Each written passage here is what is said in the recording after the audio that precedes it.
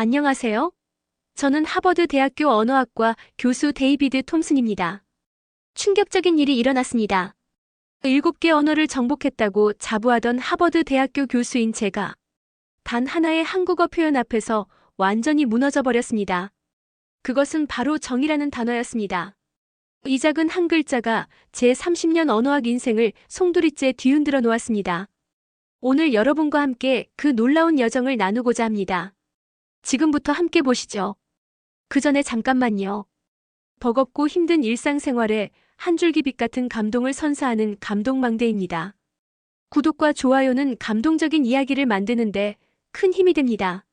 2024년 10월 15일 오후 3시 서울대학교 국제언어학회 대강당에서 벌어진 일은 제 인생을 완전히 바꿔놓았습니다.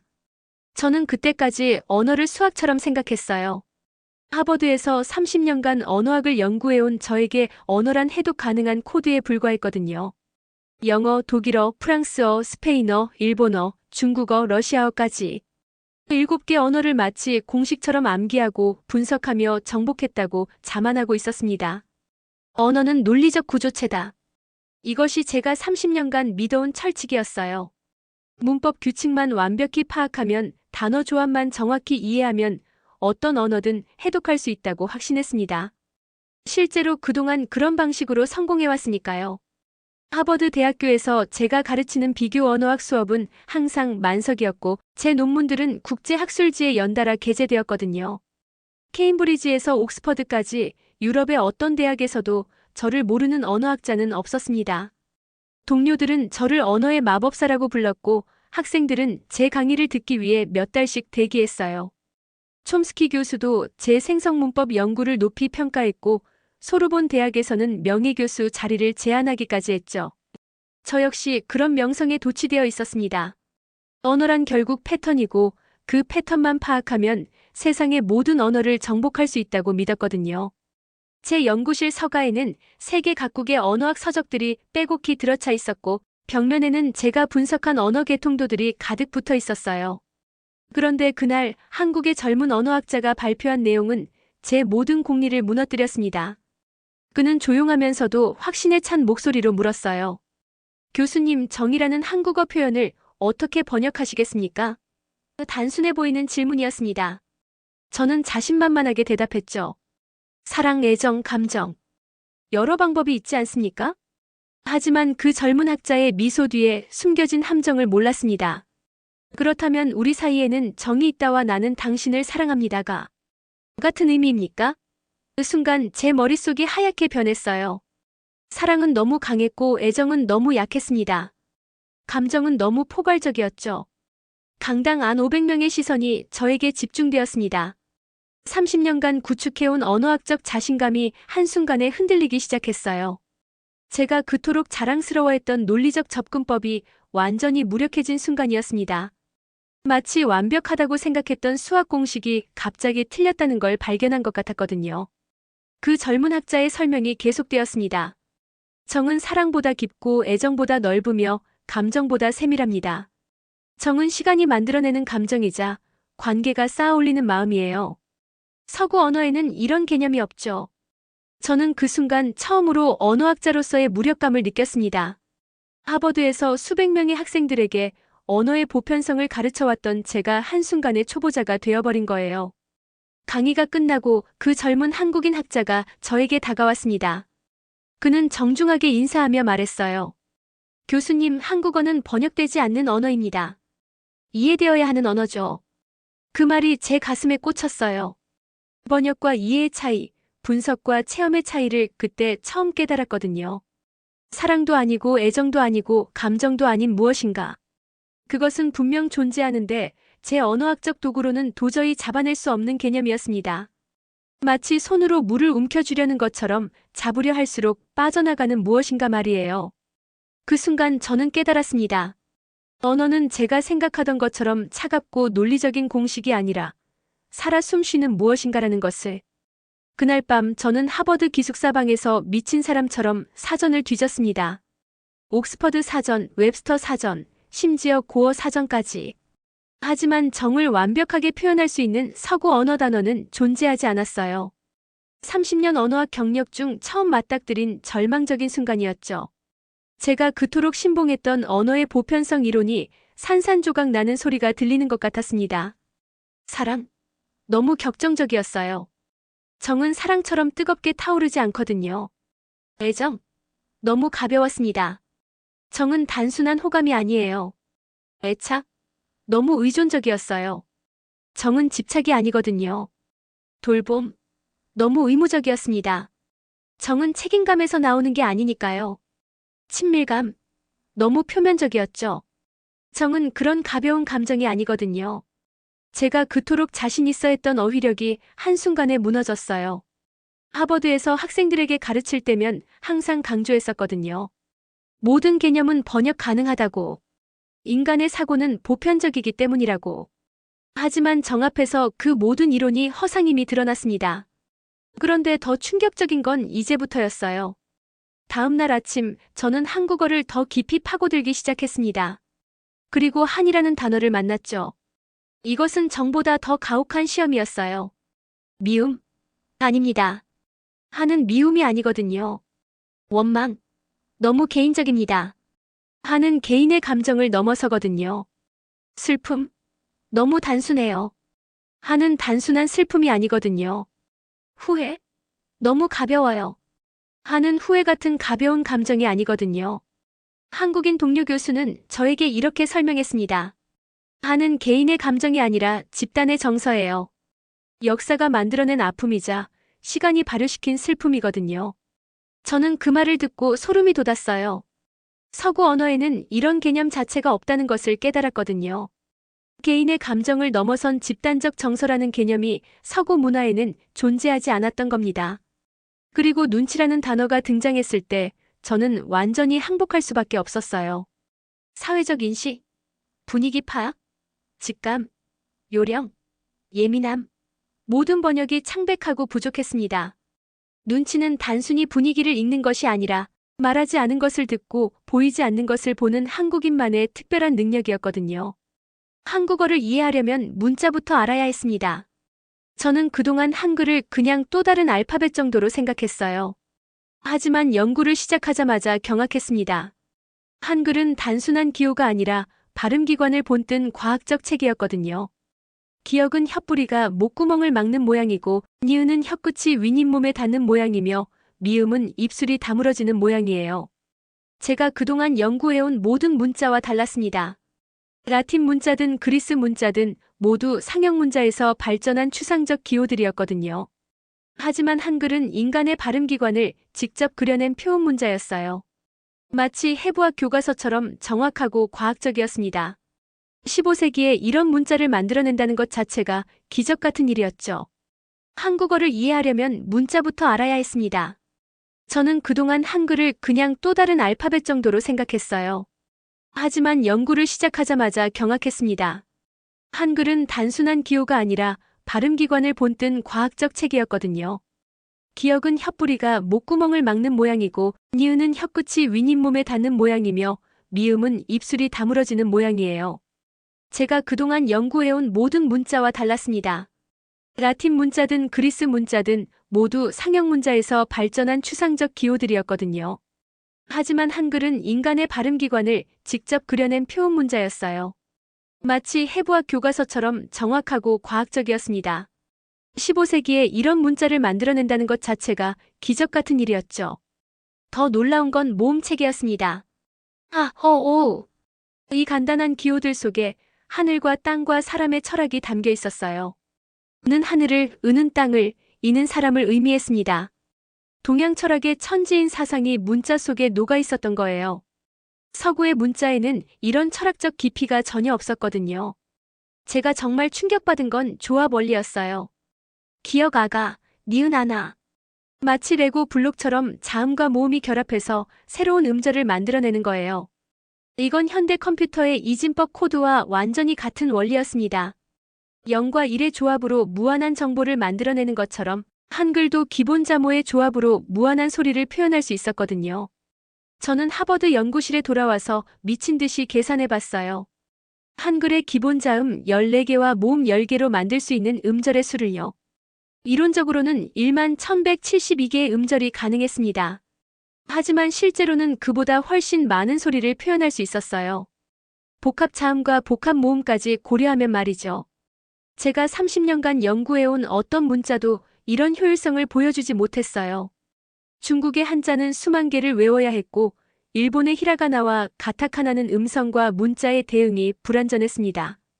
아랍 문자는 모음 표기가 부족했고, 인도의 데바나가리는 너무 복잡했어요. 하지만 한글은 달랐습니다. 최소한의 기호로 최대한의 소리를 표현할 수 있는 완벽한 체계였거든요. 그런데 더욱 놀라운 사실은 이 모든 게 한 사람의 머릿속에서 나왔다는 것이었어요. 세종대왕이라는 한 명의 왕이 집현전 학자들과 함께 만들어낸 창작물이었습니다. 자연 발생한 문자가 아니라 인위적으로 설계된 문자였는데도 마치 자연의 법칙처럼 완벽했어요. 이건 언어학적으로는 거의 불가능한 일이었습니다.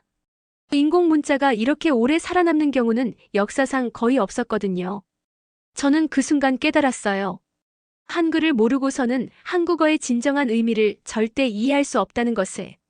문자가 단순히 소리를 기록하는 도구가 아니라 그 민족의 사고방식과 철학을 담는 그릇이라는 것을 말이죠. 더 놀라운 건 모음체계였습니다. 오. 이 간단한 기호들 속에 하늘과 땅과 사람의 철학이 담겨 있었어요. 는 하늘을, 은은 땅을, 이는 사람을 의미했습니다. 동양 철학의 천지인 사상이 문자 속에 녹아 있었던 거예요. 서구의 문자에는 이런 철학적 깊이가 전혀 없었거든요. 제가 정말 충격받은 건 조합 원리였어요.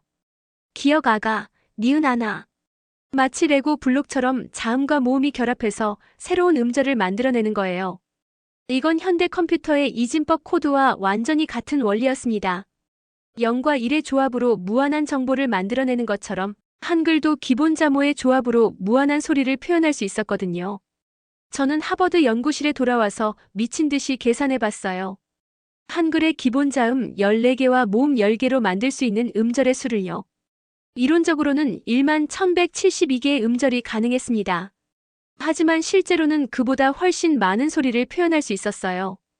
복합 자음과 복합 모음까지 고려하면 말이죠. 제가 30년간 연구해온 어떤 문자도 이런 효율성을 보여주지 못했어요. 중국의 한자는 수만 개를 외워야 했고, 일본의 히라가나와 가타카나는 음성과 문자의 대응이 불완전했습니다. 아랍 문자는 모음 표기가 부족했고, 인도의 데바나가리는 너무 복잡했어요. 하지만 한글은 달랐습니다. 최소한의 기호로 최대한의 소리를 표현할 수 있는 완벽한 체계였거든요. 그런데 더욱 놀라운 사실은 이 모든 게 한 사람의 머릿속에서 나왔다는 것이었어요. 세종대왕이라는 한 명의 왕이 집현전 학자들과 함께 만들어낸 창작물이었습니다. 자연 발생한 문자가 아니라 인위적으로 설계된 문자였는데도 마치 자연의 법칙처럼 완벽했어요. 이건 언어학적으로는 거의 불가능한 일이었습니다. 인공 문자가 이렇게 오래 살아남는 경우는 역사상 거의 없었거든요. 저는 그 순간 깨달았어요. 한글을 모르고서는 한국어의 진정한 의미를 절대 이해할 수 없다는 것을. 문자가 단순히 소리를 기록하는 도구가 아니라 그 민족의 사고방식과 철학을 담는 그릇이라는 것을 말이죠. 더 놀라운 건 창제 기록이었습니다. 저는 하버드 도서관 지하 3층 동양학 자료실에서 훈민정음 해례본을 처음 봤어요. 손이 떨렸습니다. 누가 언제 왜 만들었는지가 남아있는 유일한 문자였거든요. 세계 어떤 문자도 이런 완벽한 기록을 가지고 있지 않았어요. 1443년 12월, 세종대왕 25년, 정확한 날짜까지 기록되어 있었습니다. 저는 30년간 수많은 고대 문자를 연구해왔지만 이런 경우는 처음이었어요. 수메르 서령 문자의 기원은 추정일 뿐이고 이집트 상형 문자의 창시자는 알 수 없으며 페니키아 문자의 발전 과정은 가설에 의존할 수밖에 없었거든요. 하지만 한글은 달랐습니다. 훈민정음 해례본을 읽으면서 저는 경악했어요. 이건 단순한 문자 창제 기록이 아니라 언어학 논문이었거든요. 자음과 모음의 분류 체계, 조음 위치에 따른 문자 설계 원리, 음성학적 분석. 모든 게 현대 언어학 이론과 일치했습니다. 15세기에 이런 수준의 음성학 지식이 있었다는 게 믿어지지 않았어요. 제가 더욱 놀란 건 창제 목적이었습니다. 나란 말씀이 둥기게 달아 문자화로 서로 삼았디 아니할세. 백성을 위한 문자라는 거예요. 지배층을 위한 문자가 아니라 일반 백성들이 쉽게 배울 수 있는 문자를 만들겠다는 의지였습니다. 이런 민주적 사고방식이 15세기에 존재했다는 사실이 충격적이었어요. 서구의 문자들은 모두 종교나 권력과 연결되어 있었거든요. 라틴 문자는 로마 제국의 확장과 함께 퍼졌고, 그리스 문자는 철학과 학문의 전유물이었으며, 아랍 문자는 이슬람 종교와 불가분의 관계였어요. 하지만 한글은 처음부터 모든 사람을 위한 문자로 설계되었습니다. 게다가 조합 원리는 디지털 코드와 닮아 있었어요. 현대 컴퓨터가 0과 1의 조합으로 모든 정보를 처리하는 것처럼 한글도 기본 자모의 조합으로 무한한 소리를 만들어낼 수 있었거든요. 이건 500년 전에 이미 디지털 시대를 예견한 것 같았습니다. 저는 밤새워 계산해봤어요. 한글의 효율성을요. 영어는 26개 문자로 44개 음소를 불완전하게 표현하지만 한글은 40개 자모로 수천 개의 음절을 정확하게 표현할 수 있었어요. 게다가 새로운 외래어 소리도 기존 문자 조합으로 자연스럽게 수용할 수 있었거든요. 제가 정말 감탄한 건 과학성이었습니다. 현대 음성학의 조음 위치 분류와 한글의 자음 분류가 거의 일치했어요. 아음, 설음, 순음, 치음, 후음. 이 분류는 현대 언어학의 양순음, 치음, 영국의음 분류와 정확히 대응되었습니다. 15세기에 이런 정밀한 음성 분석이 가능했다는 게 경이로웠어요. 과거에 만들어진 문자이지만 미래의 언어 같았습니다. 컴퓨터 시대에 가장 적합한 문자가 500년 전에 이미 완성되어 있었던 거예요. 저는 그 순간 한국이라는 나라의 저력을 처음으로 느꼈습니다. 한글을 익히고 문장을 만들어봤지만 현지 학생은 웃었습니다. 문법은 맞지만 한국어는 아니에요. 이 말이 저에게는 또 다른 충격이었어요. 30년간 문법이 언어의 전부라고 생각해왔는데 문법적으로 완벽한 문장이 한국어가 아니라는 거잖아요. 저는 한국어 교재를 보며 열심히 공부했습니다. 주어 마이너스 목적어 마이너스 서술어, 순서, 높임법 체계, 시제 활용. 모든 문법 규칙을 완벽하게 외웠어요. 그리고 자신있게 한국인 학생에게 말했죠. 저는 어제 도서관에서 책을 읽었습니다. 문법적으로는 완벽한 문장이었거든요. 하지만 그 학생의 반응은 의외였어요. 교수님 틀렸어요. 저는 당황했습니다. 주어도 있고 시제도 맞고 높임법도 적용했는데 뭐가 틀렸다는 건지 이해할 수 없었거든요. 그 학생은 웃으며 설명했어요. 한국어는 문법이 아니라 맥락이 언어를 움직여요. 그제서야 깨달았습니다. 한국어에서는 누구와 이야기하느냐, 어떤 관계인지, 어떤 상황인지가 문법보다 중요했어요. 같은 내용도 상대방에 따라 완전히 다른 표현이 되었거든요. 할아버지께는 어제 도서관에 다녀왔습니다. 친구에게는 어제 도서관 갔었어. 아이에게는 어제 도서관에서 책 봤단다. 모두 다른 언어 같았어요. 더 복잡한 건 높임법이었습니다. 저는 단순히 상대 높임, 주체 높임, 객체 높임으로 분류했지만 실제로는 훨씬 섬세했어요. 나이, 지위, 친밀도, 상황까지 모든 요소가 복합적으로 작용했거든요. 같은 사람에게도 장소와 상황에 따라 다른 높임법을 써야 했어요. 한국인 학생이 예를 들어줬습니다. 교수님이 저한테 반말을 쓰시면 자연스럽지만 제가 교수님께 반말을 쓰면 무례한 거예요. 하지만 교수님이 제 할아버지 앞에서 저한테 반말을 쓰시면 어색해져요. 저는 머리가 복잡해졌어요. 이건 문법이 아니라 사회학이었거든요. 규칙이 아니라 맥락과 관계가 언어를 움직이고 있었습니다. 저는 그동안 언어를 기계처럼 분해해서 분석했지만 한국어는 살아있는 생명체 같았어요. 같은 문장도 누가, 언제, 어디서, 누구에게 하느냐에 따라 완전히 다른 의미가 되었거든요. 제가 가장 당황한 건 생략이었어요. 한국어는 주어를 생략하고 목적어를 생략하고 심지어 서술어까지 생략했어요. 밥 먹었어? 응. 이 대화에서 주어도 목적어도 없었지만 완벽하게 의사소통이 되었거든요. 서구 언어로는 불가능한 일이었어요. 저는 깨달았습니다. 한국어에서는 말하지 않는 것이 말하는 것만큼 중요하다는 것을요. 침묵 속에 담긴 의미, 생략된 단어들이 전하는 메시지. 이건 제가 30년간 배운 언어학과는 완전히 다른 세계였어요. 문법책으로는 절대 배울 수 없는 언어의 영역이 존재했던 겁니다. 저는 한국어의 뿌리를 찾기 위해 도서관을 파고들었습니다. 언어학자로서 가장 기본적인 질문이었거든요. 이 언어는 도대체 어디서 왔을까?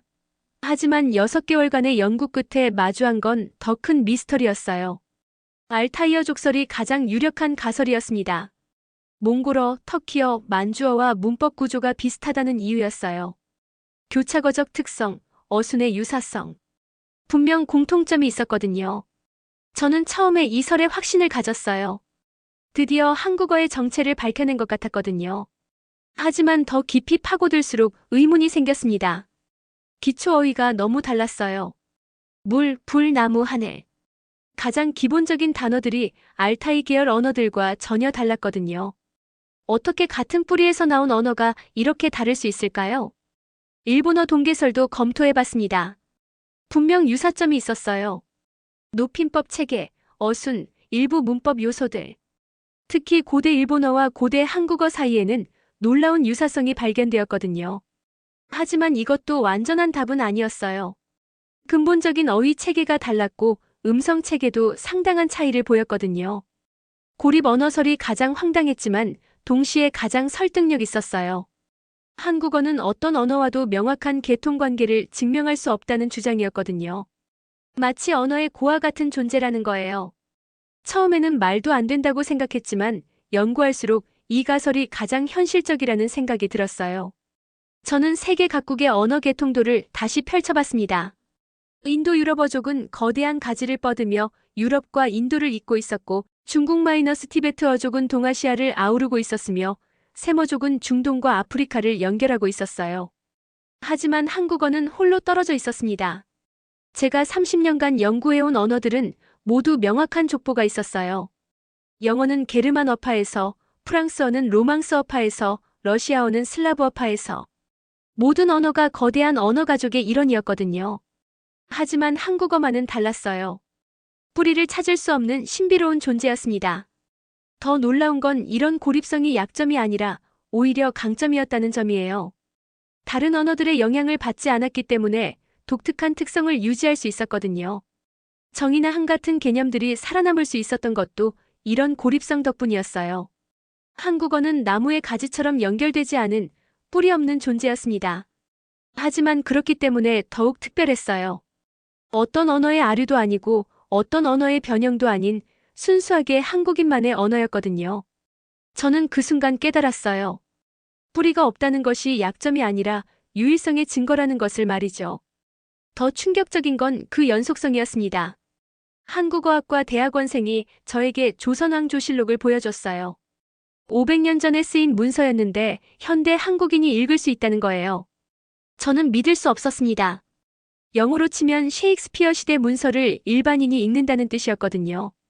제가 연구해온 다른 언어들과는 완전히 달랐어요. 현대 영어 화자가 14세기 초서의 작품을 읽으려면 별도의 공부가 필요하거든요. 중세 프랑스어는 현대 프랑스인에게 거의 외국어 수준이고 고대 그리스어는 현대 그리스인도 이해하기 어려워해요. 하지만 한국어는 달랐습니다. 세종실록을 펼쳐보니 정말 그랬어요. 물론 옛날 표기법이라 조금 어색하긴 했지만 문장 구조와 단어들이 현대 한국어와 거의 같았거든요. 500년이라는 긴 시간 동안 한국어는 변화를 거부하며 살아남았어요. 이건 언어학적으로는 거의 불가능한 일이었습니다. 더욱 놀라운 건 그 사이에 겪은 시련들이었어요. 임진왜란, 정유재란, 정묘호란, 정축호란. 수많은 전쟁을 겪었지만 한국어는 흔들리지 않았어요. 일제강점기 35년간 일본어 강요 정책에도 굴복하지 않았거든요. 언어는 보통 정치적 압력에 쉽게 변하는데 한국어는 달랐습니다. 한국인 교수가 들려준 이야기는 더욱 감동적이었어요. 일제강점기에 우리 할머니들은 아이들에게 몰래 한국어를 가르쳤어요. 학교에서는 일본어를 배워야 했지만 집에서는 반드시 한국어로 말하게 했거든요. 언어가 단순한 의사소통 도구가 아니라 민족의 정체성 그 자체였던 거예요. 분단도 한국어를 갈라놓지 못했습니다. 70년 넘게 분리되어 있었지만 북한과 남한의 언어는 여전히 소통 가능했어요. 물론 일부 어휘나 억양의 차이는 있었지만 근본적으로는 같은 언어였거든요. 이건 독일어나 중국어와는 다른 모습이었어요. 저는 한국전쟁 이후의 기록들도 찾아봤습니다. 1950년대부터 2000년대까지 급격한 사회 변화 속에서도 한국어의 기본 골격은 변하지 않았어요. 산업화, 민주화, 정보화. 모든 변화를 겪으면서도 한국어는 자신만의 정체성을 지켜냈거든요. 전쟁과 식민지, 분단과 급변하는 현대화 속에서도 한국어는 변화를 거부하며 살아남았습니다. 뿌리는 없지만 대신 시간을 이어왔어요. 다른 언어들이 역사의 경랑 속에서 변형되거나 사라질 때 한국어만은 꿋꿋하게 자신의 모습을 지켰거든요. 저는 그 연속성의 비밀을 찾고 싶었습니다. 어떻게 이런 일이 가능했을까요? 한국인들은 언어를 단순한 도구가 아니라 생명처럼 여겼던 것 같았어요. 언어를 지키는 것이 자신들을 지키는 것이라고 믿었던 거죠. 그래서 어떤 시련 속에서도 한국어를 포기하지 않았던 겁니다. 시장 할머니의 밥은 먹고 다니나? 라는 한마디는 단순한 질문이 아니라 따뜻한 정의였습니다. 저는 그 순간 깨달았어요. 한국어는 뿌리가 없는 언어가 아니라 관계와 마음속에 뿌리내린 언어라는 것을 말이죠. 한국에 온 지 1년이 지나자 저는 완전히 다른 사람이 되어 있었습니다. 하버드에서 30년간 쌓아온 언어학적 지식이 한국어 앞에서는 무용지물이었지만 대신 더 소중한 것을 얻었어요. 언어가 단순한 의사소통 도구가 아니라 마음을 나누는 통로라는 깨달음이었거든요. 한국 사람들과 지내면서 저는 놀라운 발견을 했습니다. 그들은 말보다 마음을 먼저 읽었어요.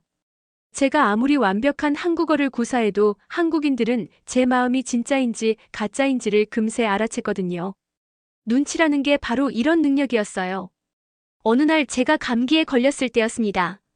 연구실 청소하시는 아주머니가 따뜻한 생강차를 끓여주시며 말씀하셨어요.